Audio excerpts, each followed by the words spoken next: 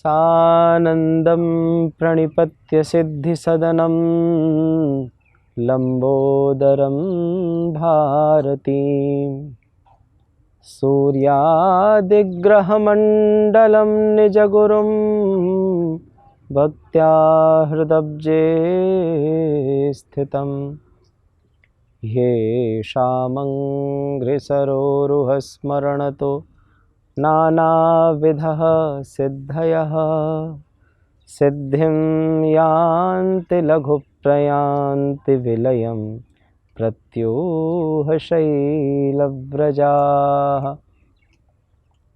बन्दौ राधा पदरज पावन श्याम सुसेवित परम पुण्यमय त्रिविधताप बिनसावन बन्दौ राधा पद रज पावन मंगल मूर्ति मारुति नंदन सकल अमंगल मूल निकंदन वंदे गुरु परंपराम।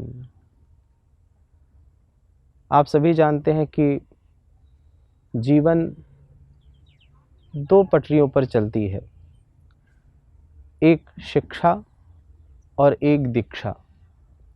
शिक्षा का हमारे जीवन में ये प्रभाव होता है कि भाई सामाजिक जितनी भी परिस्थितियां हैं, सामाजिक जो भी व्यवहार हैं, समाज में जो भी हमें प्राप्त करना है वो सब हमें शिक्षा से प्राप्त होती है।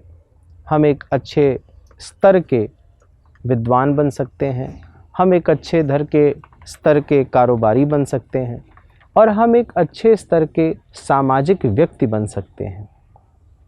तो समाज के जितने भी पहलुओं को हमें अपने अंदर समेटना हो वह शिक्षा ही एक पथ है जिससे प्राप्त किया जा सकता है। किंतु दीक्षा समाज एवं जीवन को सिर्फ सामाजिक एक अनुदान देने मात्र से ही प्रशस्त किया जाए ये संभव नहीं है। तो उसके लिए क्या किया जाए? इसके लिए हमें दीक्षा की आवश्यकता होती है और यही दीक्षा प्रथम चरण है भक्ति में प्रवेश करने का। और यही दीक्षा हमें प्रवेश कराती है भक्ति के मार्ग में, क्योंकि जब तक हमारे अंदर वह तरंग न आए जिससे हम जहाँ पहुँचना चाहते हैं उसे बार बार अनुकीर्णित न करता हो हमारे रगों में, हमारे मन पर, हमारे इंद्रियों पर, तब तक वह प्रवेश नहीं कर सकता। इसीलिए लोग कहते हैं कि बड़े लगन से पढ़ाई करो, कुछ बनना है तो बड़े ही जज्बे के साथ अध्ययन करो। क्यों कहते हैं? क्योंकि जब तक वो हमारे रोम रोम में पुलकित नहीं करता हमारे लक्ष्य को प्राप्त कराने के लिए, वो विकीर्णित नहीं होता, अनुघरणित नहीं होता हृदय में, तब तक हमें अपना लक्ष्य दिखाई ही नहीं देता। 5 इंद्रियां हैं और अनंत कामनाएं हैं। इन पंचेंद्रियों से ही हम न जाने कितनी कामनाएं करके और उसी को अपना लक्ष्य बनाकर बैठे रहते हैं, मूल लक्ष्य से दूर रहते हैं। तो सर्वप्रथम उस तरंग से जुड़ने का प्रयास करना हमें एक साधक को चाहिए जिससे हम भक्ति में प्रवेश कर सकें। तो सामाजिक जीवन की सारी कामनाएं, सारी इच्छाएं, जितने भी सामाजिक पहलुओं को पुष्ट करते हैं वो सब शिक्षा से प्राप्त होती है। शिक्षक प्राप्त हो अगर अच्छा हमें शिक्षा गुरु मिल जाए तो वह मार्ग प्रशस्त होता है। उसी प्रकार से इस संसार जिसे हम भवाटवी कहते हैं, इससे तरने के लिए बिन गुरु ज्ञान कहाँ से पाऊँ, इन शब्दों को चरितार्थ करने के लिए हमें दीक्षा की आवश्यकता पड़ती है। बिना दीक्षा के वह हृदय में प्रस्फुटित नहीं होता तरंग। कारण है, उसका कारण है जैसे सूर्य के प्रकाश से ही जितने भी प्रकार के औषधि हैं वो पुलकित होते हैं।